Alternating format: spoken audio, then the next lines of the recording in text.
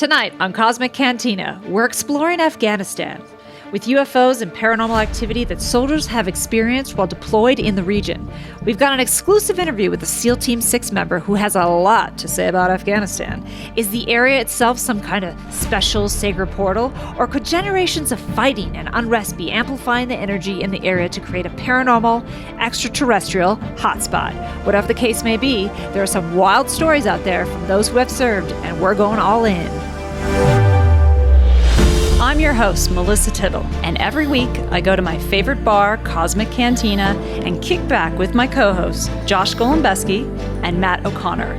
We talk about aliens, Bigfoot, ghosts, ancient cultures, and anything from the unseen world that needs a little illumination. Welcome to Cosmic Cantina. I'm your host, Melissa Tittle, and tonight I am drinking Liquid Death. That's right. Boy. Oh, nice. Yeah, Liquid Death. However, it's sparkling water. Somebody gave me at the office. I don't know what it means, but... Oh. Anyway. Try it. We'll see if you survive. All right. What are you drinking? It was that good? All right, so I'm drinking a little something called Mercury. It's a hard cider, and it's from Tasmania. So you know it's good, because they do apples, those guys. Anyway, right on, you silly bogan. I, tonight, am on my gluten-free kick still, and I'm drinking Strange Beast. It's so perfect for the podcast and me. I wasn't in on the hard kombucha kick, but now I am. I'm all in. I can't wait to stalk them on Instagram until they either block me or give me free kombucha. Nice. That's right. You heard it here. We want free shit. Fuck yeah. All right. Sure. So tonight... I'm not sure if you've been reading the news, the mainstream news, that is. And there seems to be some peace talks at hand with Afghanistan. That's right. We're talking about Meghan Markle and the whole royalty thing. It's big news. And some it's British tea. So, yeah. No, we're not. Yes. There's a huge war happening between the UK and the United States with Meghan and Prince Harry. But tonight we are going to talk about another war that's been going on for a very long time, and that is the war in Afghanistan. There seems to be some peace talks at hand that we might be withdrawing by May. Now, that's not guaranteed, but that is on the table that we might be pulling out of Afghanistan. So this got me thinking. Is there something mysterious happening in Afghanistan? Could we be overlooking some interesting things that have come up in the news recently? Or not recently, but definitely throughout the history of people being in Afghanistan. So I wanted to just bring up the idea, I never thought of Afghanistan as this like hippie commune, but at one point during the 60s and up until the 70s, Afghanistan had this hippie trail. Right, that you would go through to Pakistan and Iran, and you smoke cannabis and opium, and you'd meditate and like get all enlightened and stuff in Afghanistan. Now, I know if you're listening to this, you're probably thinking like, that doesn't really sound like a place I want to go to find myself. Not this guy. Well, yeah, okay. But at one point, that's the kind of place it was. And on that trail, I mean, I'm not exactly sure where it is, but I'm sure you've seen pictures of these, this huge Buddha carved into the rock.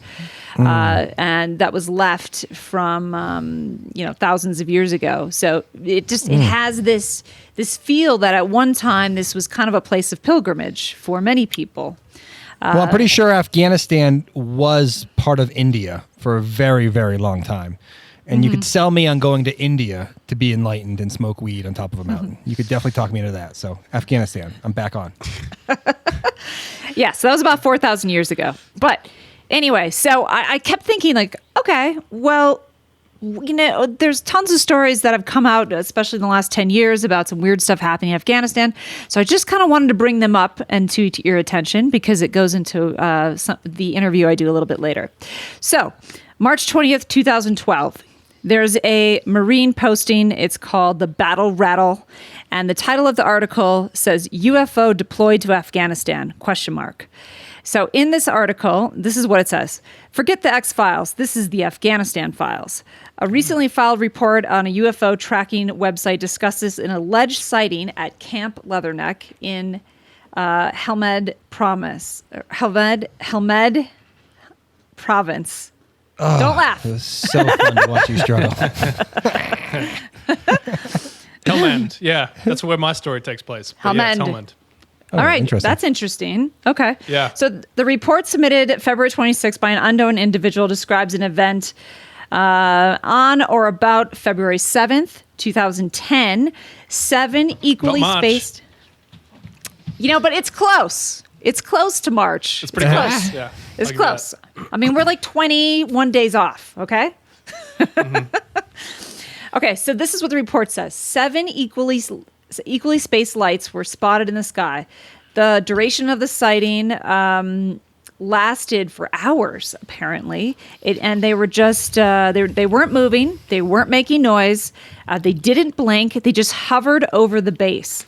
The witness said he was sitting in the office at the Marine Logistical Group compound when a Marine issued an alert about the lights. They stayed in the sky so long that people just started leaving. So the guy who was interviewed by Mutual UFO Network, MUFON, says, I hate to say it, but after maybe 45 minutes, we just went back inside to work. I mean, it just didn't move. It just hovered over this base for hours. Okay. Interesting. Robert Hastings, a UFO expert and author of Extraordinary Encounters at Nuclear Weapons Sites, says this is definitely a bona fide UFO sighting. UFO sightings, obviously, we've covered this a lot on our podcast, have happened over in war zones. And he studied the files and the pictures of this, and he really thinks it's a UFO. Okay. My favorite line of this article is the ending when they interviewed somebody from the base, and this is what he said. For a more skeptical view, Marine Corps Times turned to military analyst Lauren Thompson, chief operating officer at Lexington Institute. After reading the report, Thompson scoffed at the idea aliens would choose Afghanistan, of all places, to visit. He says, quote, Oof. It can't be aliens because they usually go to places that have leaders. Oh, Afghani burn. All right. So now a couple other things you might have heard of. Again, I'm kind of just listing off some weird things that have happened in Afghanistan that have popped up on YouTube or the news or, alternative news. I'm sure you might have heard of in 2014, 8 U.S. soldiers disappeared while removing a 5,000-year-old flying machine in Afghanistan. Later in this podcast, we're going to go into that a little bit deeper. But also, if you haven't heard of the other crazy story that came out of Afghanistan, that is the giant of Kandahar. How do you say it? Yeah. Kandahar? Yeah. Oh. Kandahar? Okay, cut that out. You got to cut that out. No. That's No, it's staying. No, it's not staying staying. in. No. You're not staying. You It's guys not deserve staying. this, man. You guys started this, so you reap what you sow. Okay, so the giant of Kandahar.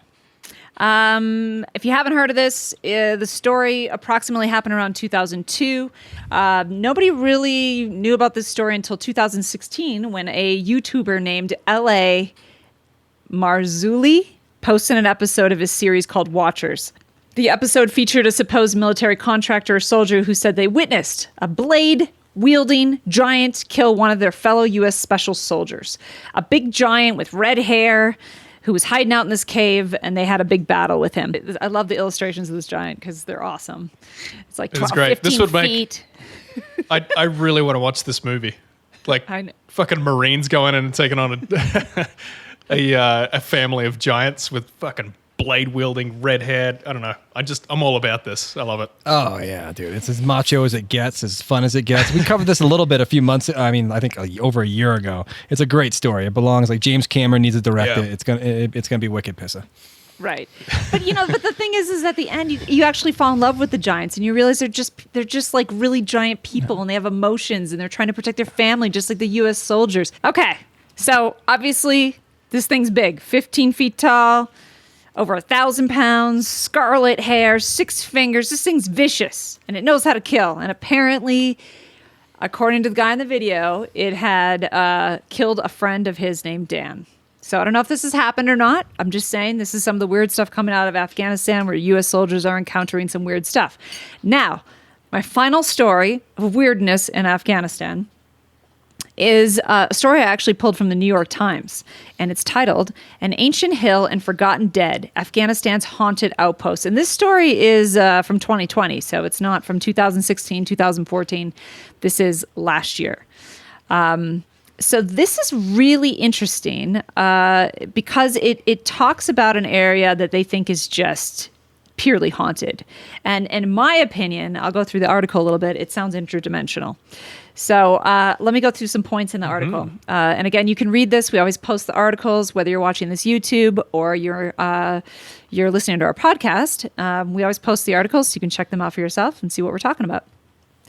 This story is so fascinating because this is actually a location where the other stories they're crazy and they could have happened, but they're fantastical a little bit. But this one really speaks to how the area of Afghanistan, specifically this place called the Outpost, has some kind of interdimensional quality where people and things are kind of walking through time, which is really interesting.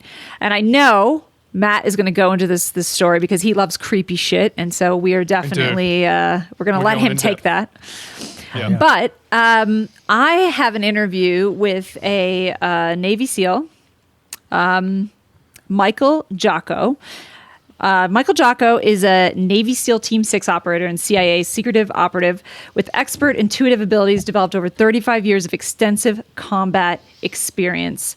Badass, dude. SEAL Team 6. This guy is as awesome as it gets. I used to have a fascination with the Navy SEALs as a kid. I wanted to be one until I realized it was really, really hard. So I have respect for any SEAL out there, any special forces, especially this guy in SEAL Team 6. This guy is the real deal. Yeah.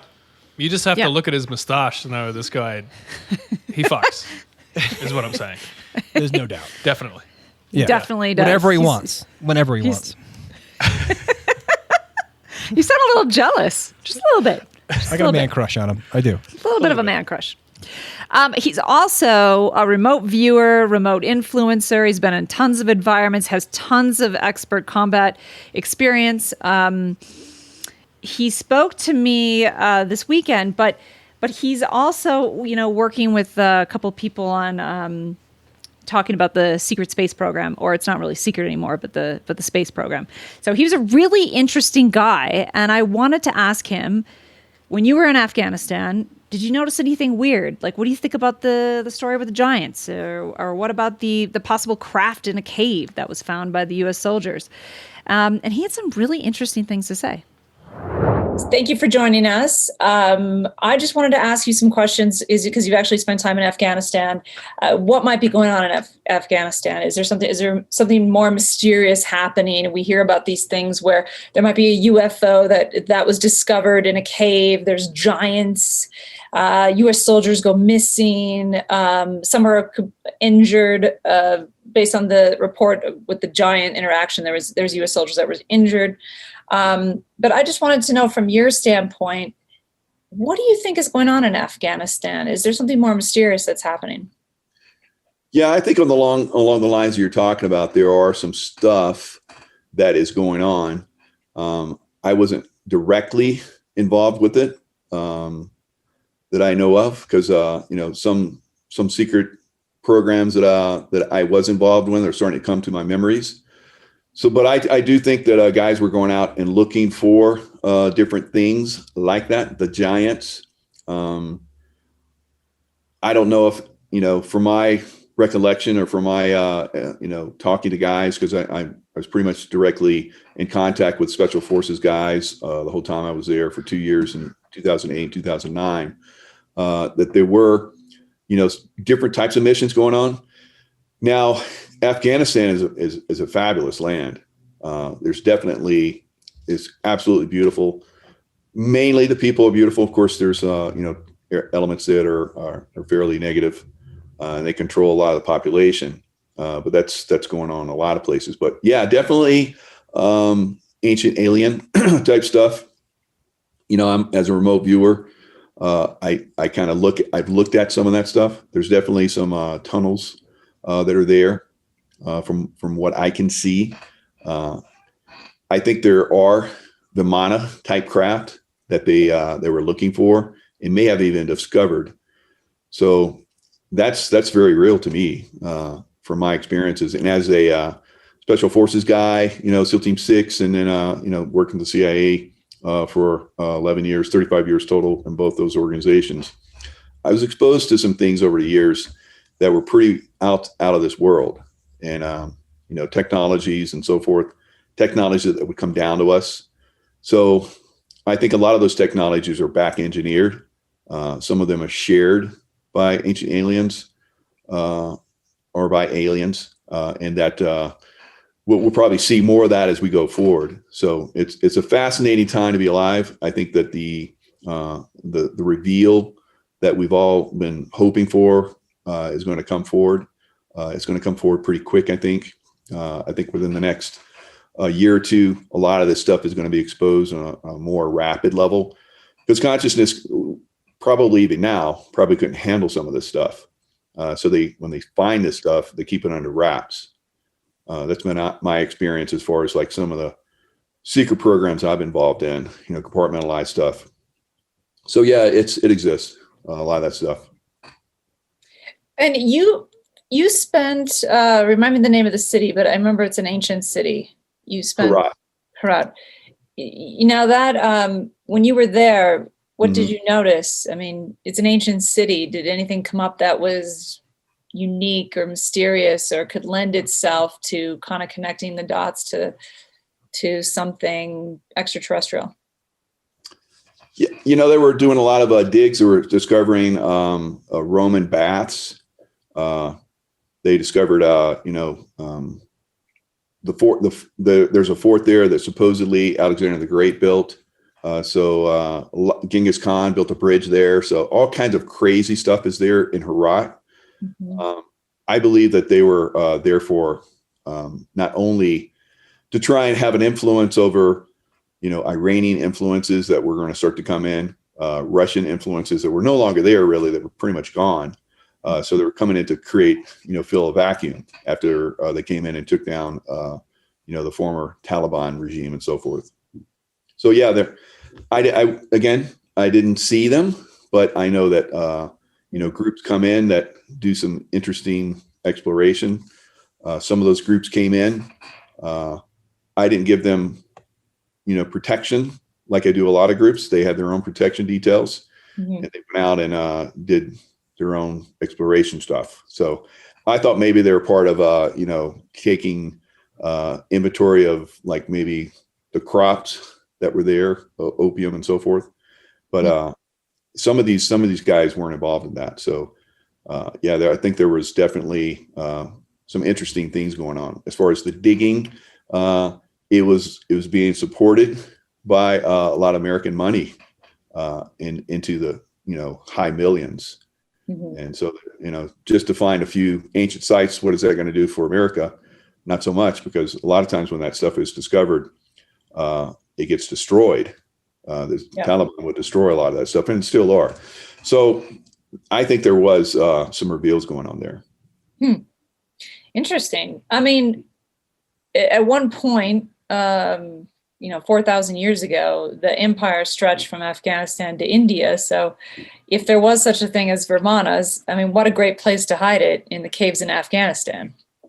Oh, yeah. I mean, the Indian empire, if you look at the Mahabharata, they talk about Vimanas in there. And even the one before that, I think the Rashomana was another one where they talked about fighting in space, fighting around Mars and the moon and spacecraft. So the Vimanas I believe are real. I have past life memories of, working with the Vimana. So when I feel that they were there trying to research and find some of that stuff, it feels very, I have that connection. Mm-hmm. So I think it's pretty amazing. Things are weird. And when you were there, you were working, obviously, so you have to be, you're like on a different focus. You're very alert on different levels. But did you ever just feel that there was just something mysterious about Afghanistan, just in general, just how it feels? Absolutely, yeah. Totally different. I mean, because it's very different than like Iran, Iraq. Like, what lends itself to being more mysterious in some of the other Middle Eastern countries? Yeah, just a different a feel. You know, I have a feel for being psychic and you know, being very connected to energies and stuff like that. When I come into a place, I can feel the different things. And Afghanistan, probably of all the other places in the Middle East I've been to, is definitely a completely different place. It's the energy there is through the roof as far as like good energy. I think the people, unfortunately, you know, have been you know, crushed down and controlled for a long time. This you know, happens. But as far as like you know, governments coming in over the years, you know, they fall. You know, Alexander the Great, you know, he conquered it, but it didn't last long. He's probably one of the few that did. You know, we came in. Of course, the Russians were there, the British before them. Of course. So they keep falling. And what I think the reason why that is because they don't have the right energy. The energy there is very pure and very high vibrational. If you come in with a controlling negative aspect, I think it kicks you out. You know, so I think that's what's going on there. Interesting. Yeah. There's a lot of places on Earth, you know, even in America that are like that. For instance, I don't know if you've ever been to Big Sur, California. Oh, yeah. There's no commercialism. It literally, it creates a flood and washes you out. Like everybody knows, like you only build things that the land is going to accept. Otherwise it somehow disappears. That's the only example I could think of, but there's tons of those places all over the world. Yeah, so I live in Sedona and I live in Lake Tahoe now, and both of them have very high energy, but there's also, you know, the infiltration of negative energies. When I was there, I felt in Sedona at least that the energies were really high, and I feel like they're decreasing now. I was just there recently, so I think I left just at the cusp of them going, you know, negative or more negative. Obviously, there's still going to be amazing energies there, but the people that are there now are not as high vibration. Right. Yeah, I would agree with that. Mm. Yeah, and even places like Phoenix have really high vibration, but there's and you know, I'm not one to go full government conspiracy, but I have worked with somebody who's mapped out all of the United States. And they have certain vortexes across the United States, and most of those high energy spots have military bases on them. So they're gathering the energy of that spot for their own benefit. I mean, absolutely. I mean, if I knew that and I was building United States, I would put my stuff on there too. Yeah, and churches have done that too. You know, from on ancient sites that were, you know, high energy sites as well. Yep, exactly. Well, awesome. I mean, is there anything else you want to add? I just, you know, we're gonna do this podcast about, you know, kind of covering some of these stories. We've covered them before, but a little bit of like, you know, did they find a Vermont in the cave? A little bit of giants. You know, what's so unique about Afghanistan? Obviously, different religions have passed through there. But if there's anything else you want to add that you just think kind of might add to the story of why it's unique, that'd be great. Yeah. Yeah, and just what I shared, you know, the uniqueness of the place is that the energy is so incredibly high, and it at one time it was part of India during a time frame where I think India was very, very high energy and you know, very spiritual. So that it's almost stayed there, it hasn't left. It's very beautiful. Awesome. All right. Well, thank you for joining us, and I hope to talk to you soon. Yeah. Thanks, Melissa. Michael couldn't really confirm anything that, you know, that we were talking about in the beginning of this podcast. However, he did allude that there was a lot of stuff going on and that the energy was really high in Afghanistan, which kind of goes to my idea that there's something going on there that could be some kind of portal, right? You know how I highly make these assumptions, but you know, just leading down that path of there is something there, speculating that there is maybe some kind of portal. But I know that Michael is actually going to be doing some more interviews with Gaia. So it'll be interesting to see what else he has to say about some of the things he experienced in his 35 years of combat and CIA operative training.